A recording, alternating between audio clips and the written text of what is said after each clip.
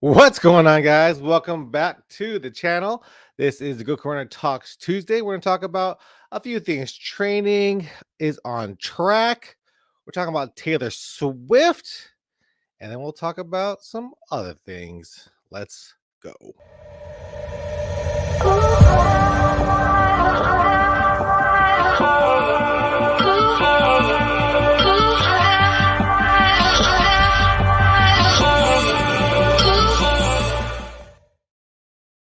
All right, so let's get rid of this screen. Let's put you right here. This is what I like. Man, it's so grainy. I have another camera. I have a Sony A7 III, and sometimes it connects to my computer, and sometimes it doesn't. And today, it just did not want to connect, which is very frustrating. So you get this grainy footage straight off my webcam, which is actually a easier thing for me to look like I'm talking to you because I could look at this as opposed to when I'm looking at the lens over here. But anyway, let's get to the question of the day before I get to the comments because somebody's already commenting already. That's a first. So the question of the day is, do you run solo or run with a group? Like, which one do you run mostly? I know probably solo mostly, but for a long time I've run solo, even when I'm running with groups. Like I've been running solo, or I've been running with Anna, which our paces, we don't really push ourselves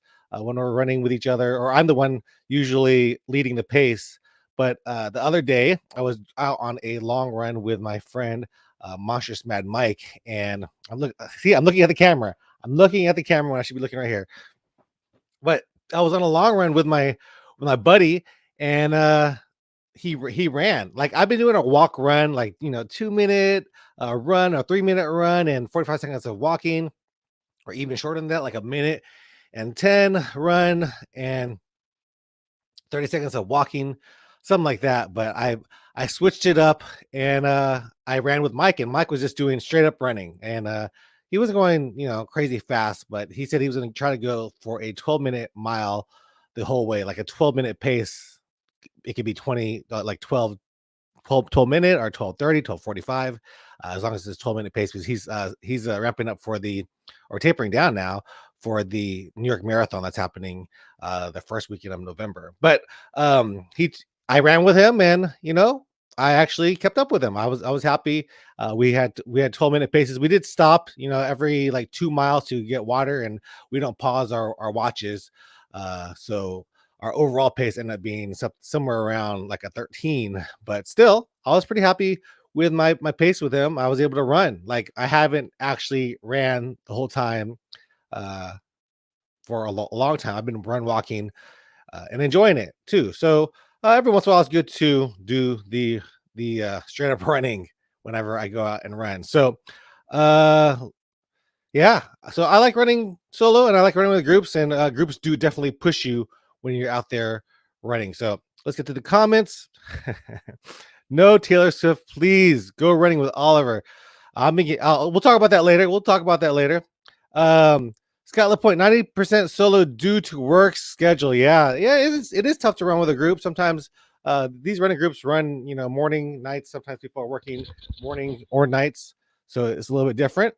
But yeah, definitely a lot harder to run with a group because they have their schedule and you have your schedule, and it's hard to match up schedules. But every once in a while I like to run with somebody, and like I told you, Mike, he pushed me, and I learned something about myself. I learned that I could actually run without walking. Like if I just slow my pace, it did get my heart rate up, and it felt good. It felt good to push myself. Go running with Oliver. He's new with the channel. I haven't seen your name before. Any plans for the Houston Marathon in January? Yeah, I'm actually a Houston Marathon ambassador. I will be running the Houston Marathon. I'll be just leading a group of people. I'll be right. I don't know how many people will actually run with me. Like, people will say they want to run with me, and then people will drop off. So I might be running by myself. I might pick up a few runners along the way, but that's going to be a training run for my 100-miler with the Rocky Raccoon. And I really just want time on my feet. So I want to be out on the course as long as possible and still get a qualifying time. So the time limit for that race is 6 hours, and I'm gonna turn this camera away because I keep looking at it. So the time limit for that course is 6 hours, and I'm gonna try to be like a 5:45 pace for that one. So if anybody out there wants to run with me, you could go out and run with me. I'll be doing a run walk, of course, because that's what I'll be doing for my ultra marathon as well. Somewhere around a 12:30 to uh 11 pace. I think that's what it is. Yeah. So no, 12:30 to 13 pace. Bruce Wayne says, I did the PNC 10 miler on Sunday. Cool. How'd you do? How was it? Did you PR? What was your time? Bruce Wayne, Batman. Bruce Wayne says he dressed up as Batman, of course. Of course. What's your Instagram, Bruce Wayne? So if you post pics on Instagram, I want to see you running as Batman somewhere. People always are sending me Goku outfits. I do have a Goku outfit. Might run with it. I think there's a Renaissance festival and there's a superhero day, so I might bring out my costume. I think it's a good guys bad guys day. So I'm not sure if people will actually dress up in like cartoon anime characters, but I might go out there and wear my Goku costume just because it's fun. Bruce Wayne says, is there any requirements you have to meet before running the Houston marathons? There are none. You can qualify for like a early corral, like corral A and B. If you want to qualify for those, you do have to run a sub 52 10K and a sub 2 hour 10 half marathon, something like that. So I forgot what it was. I did qualify for the A corral a long time ago. I got my A corral, ran a 10K in 51 minutes. I remember I was pacing off of somebody because they had pacers for this 10K over in Houston, and the pacers that I was following, they fell off. I was like, what the heck? How are my pacers for the freaking A corral? They're gonna fall off during the race. Like they couldn't keep up. So they left and told us to keep going forward. And I ended up getting my qualifying time. And I qualified a few times, but now I'm much slower. So my fastest 10K was like 47 minutes, 46 minutes, I forget. And then not anymore. But those are the only things you have to qualify for the Houston Marathon. You could just sign up.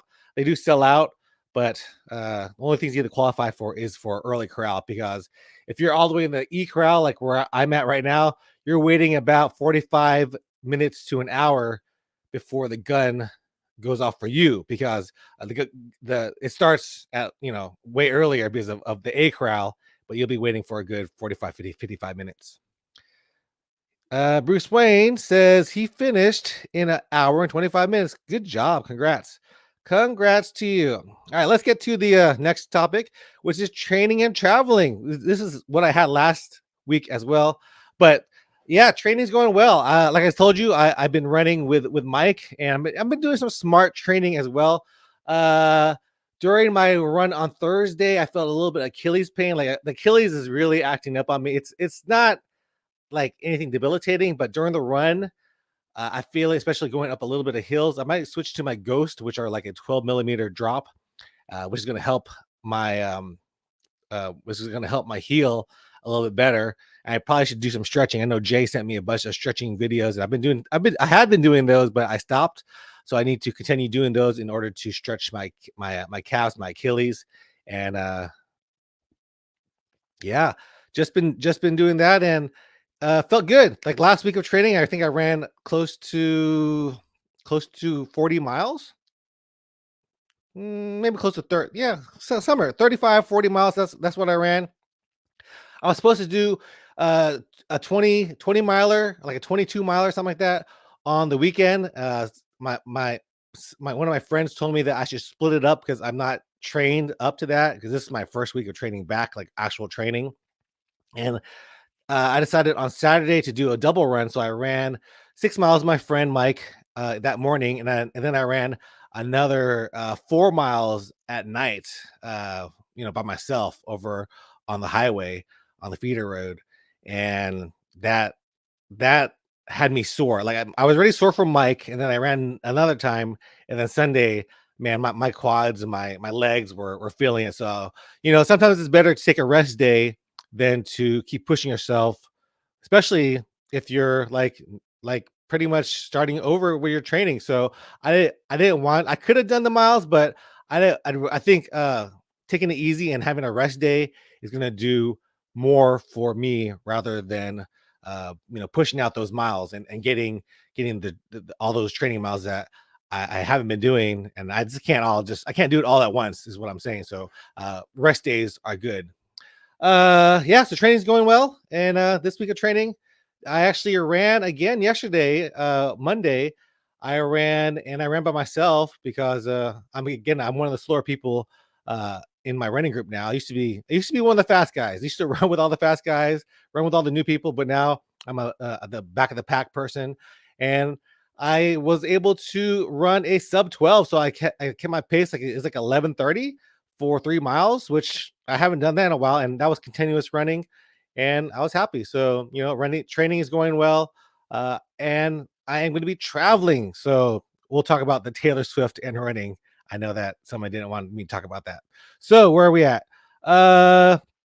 If you could do the Pikes Peak Marathon, would you? I would do any marathon if I could. Yeah, it's just the traveling, the hotels.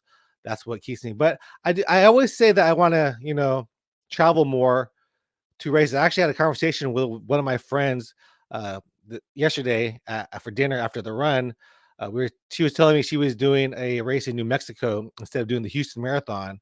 And I was like, oh, that's cool. Yeah, I do want to do other races because I do the same races. I do Houston Marathon, I do Brazos Bend, I do Rocky Raccoon, I do Habanero. Y'all have seen those on my video on my channel multiple times. So you see me do the same races like a turkey trot, and I want to do other races in other cities, other countries. I was in Mexico 2 weeks ago, and I missed a 10K that they had by 1 week. So I wish I was able to run over there, but I do want to do other races. I'm looking at doing a race over in Louisiana. I haven't signed up for it yet, but I saw it and it was free camping, so I don't have to pay for a hotel room, and I just have to travel there and pay for the race. So it's gonna be a little bit cheaper, but that's gonna be a new race. I think it's gonna be a 50K because I need to get some long runs in, and it's good to get some runs on the trails because I don't usually run on trails over here. I could, so I should probably be doing that too, but I haven't. So yeah, I would love to run other races such as Pikes Peak Marathon. I think someone told me about that too.